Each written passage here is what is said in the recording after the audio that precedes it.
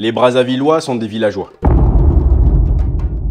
En tout cas, lorsqu'on regarde le comportement de ces derniers, on peut juger que c'est un comportement de villageois. Comment voulez-vous qu'un pays puisse prospérer lorsque vous avez dans la capitale de votre pays des groupes de villageois qui se retrouvent et qui ne réfléchissent que comme des villageois dans leur perception villageoise? Dans cette vidéo, je vais vous expliquer pourquoi beaucoup de Brazzavillois aujourd'hui sont des villageois avec des petits esprits. Mais avant de rentrer dans le vif du sujet, si vous venez de découvrir la chaîne Terre Noire, sachez qu'ici on parle d'Afrique, on parle de noir, de tous les sujets qui tournent autour de l'africanité. Si vous êtes intéressé par ce genre de sujet, n'hésitez pas à vous abonner à la chaîne. Partagez, c'est gratuit. Jingle.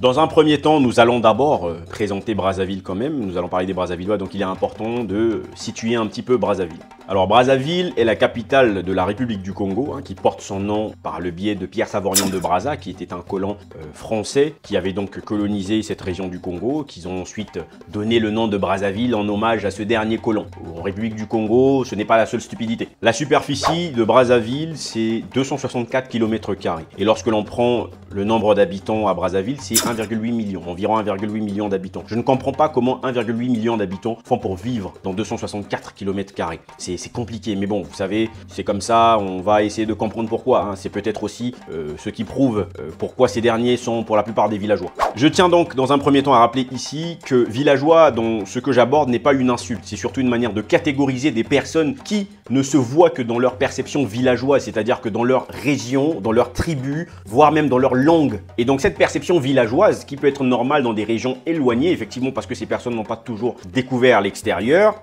n'est pas normale dans la capitale de la République du Congo.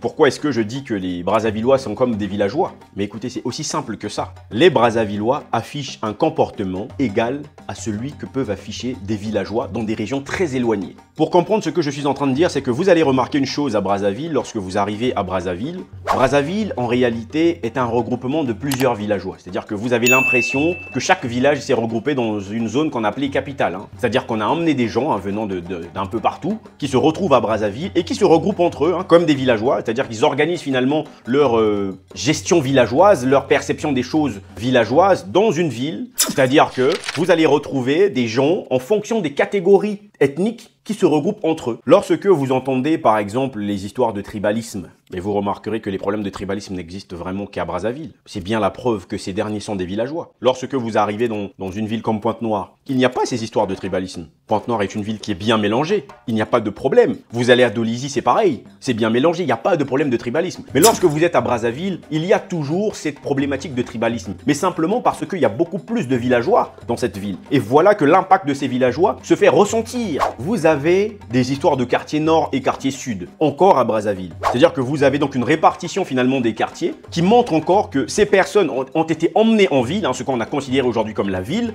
mais ont gardé des comportements de leur village. C'est-à-dire que vous avez dans les quartiers nord des gens principalement aussi des régions du nord d'ailleurs, ce qui est une aberration totale, et dans les quartiers sud des gens principalement des tribus issues du sud. Finalement, on se rend compte que c'est des groupes de villageois qu'on a ramenés en ville, qui ont fait des enfants qui sont nés en ville, mais avec des comportements de villageois, parce que si ces personnes ne sont pas ouvertes au monde extérieur, il n'est pas possible qu'il y ait un changement. Et quand on regarde même dans les langues abordées, c'est-à-dire qu'on vous dit que quand vous êtes dans des quartiers nord par exemple, les gens parlent plus le lingala. Et lorsque vous êtes dans des quartiers sud, les gens parlent plus le kikongo ou le lari. Donc on a des groupes finalement de personnes qui se sont finalement regroupées entre eux dans leur perception villageoise, qui continuent de vivre en ville, mais toujours dans leur perception villageoise. Ils considèrent que l'environnement dans lequel ils se trouvent, c'est leur village. Ça, c'est dangereux. Vous êtes donc responsable de votre propre piège. Lorsqu'il y a des situations en République du Congo et que les gens sortent encore des arguments de « mais oui, le quartier nord n'était pas sorti, oui, le quartier sud », mais vous êtes des villageois. Il n'y a que des villageois en 2024 qui peuvent encore avoir ce genre de réflexion. Lorsque vous avez des jeunes qui ont une perception totalement erronée de la réalité, des gens qui n'ont jamais vécu de conflit en République du Congo, qui vous sortent des arguments comme s'ils avaient traversé 152 guerres en République du Congo pour que peut-être potentiellement leur cerveau ait été troublé, vous avez quand même des gens qui n'ont rien vécu, qui ont simplement été victimes du fait qu'ils sont nés dans un environnement de villageois qui continuent à prospérer dans leur perception villageoise. Au lieu de comprendre que nous sommes aujourd'hui une nation, et une nation, elle doit avoir des valeurs et des fondements, bien entendu que lorsque vous allez continuer à vous voir en tant que villageois, en tant que Mboshi, Keke, Kouyou, vous n'allez jamais changer parce que vous êtes toujours des villageois à partir du moment où vous voyez toujours de la sorte. Ah donc ne vous étonnez pas qu'à un moment donné, les politiques continuent à vous manipuler. Si vous n'aviez pas ce comportement de villageois, les politiques n'allaient pas être capables de vous manipuler. Le Congolais souffre et c'est le Congolais de manière générale. Mais aujourd'hui, à cause de votre perception villageoise, vous avez des gens qui pensent qu'il y a une catégorie de Congolais potentiellement qui ne souffrent pas. Alors qu'en réalité, ce n'est pas ça. Tout le monde souffre. Mais comme vous êtes des villageois, vous n'allez jamais le comprendre.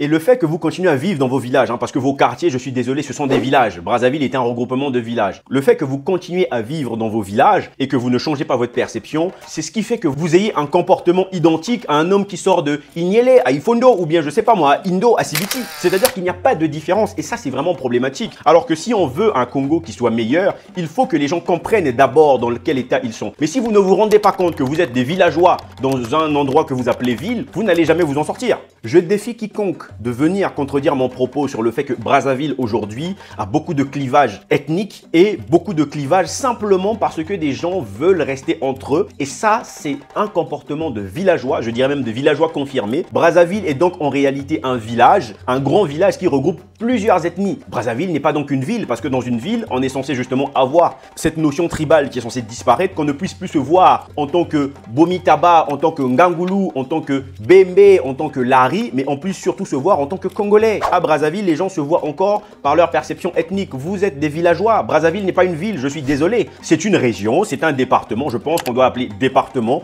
regroupant plusieurs villages du Congo. Bien entendu que tous ceux qui vivent à Brazzaville n'ont pas ce comportement, mais lorsque l'on voit ce comportement, on sait donc qu'il y a une majorité de personnes qui ont donc cette catégorisation villageoise que moi je leur attribue aujourd'hui. Je suis désolé, mais je n'ai pas d'autre choix que de vous attribuer cette catégorisation que j'ai créée. Et en fait, Brazzaville a regroupé plusieurs villageois. Brazzaville est donc la ville des villageois. Donc pour ma part, à partir de maintenant, je considérais que celui qui pense toujours par le biais du tribalisme n'est qu'un Yéza. Il n'y a pas d'autre définition que je peux donner. Celui qui voit toujours les choses par le biais de son ethnie n'est qu'un Yéza parce qu'il n'a pas compris ce qu'est incarner finalement la nation, puisqu'il incarne encore sa tribu. Donc si vous êtes des Yéza, ce sera à vous de déduire finalement si vous êtes soit dans la case des villageois ou dans la case de celles et ceux qui ont compris qu'il faut sortir de toute cette perception. Et quand vous sortirez des positions tribales de vos villages, je peux vous assurer que ce sera à ce moment que le Congo se lèvera. Et le Congo, pour se lever, il y a fortement besoin que son peuple puisse comprendre dans quel état il est. Tant que vous n'allez pas comprendre que vous êtes des villageois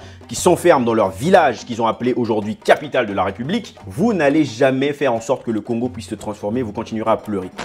En tout cas, c'est tout ce que j'avais à dire. Je ne sais pas ce que vous pensez de la vidéo. J'ai certainement choqué certaines personnes, ça c'est sûr. Les villageois ne vont rien comprendre de mon message comme d'habitude. Ils sont villageois, l'incompréhension est totale. Les personnes qui ont compris ont donc compris le fond du message. On se dit à très bientôt dans une prochaine vidéo. N'oubliez pas de liker celle-ci. Imeni.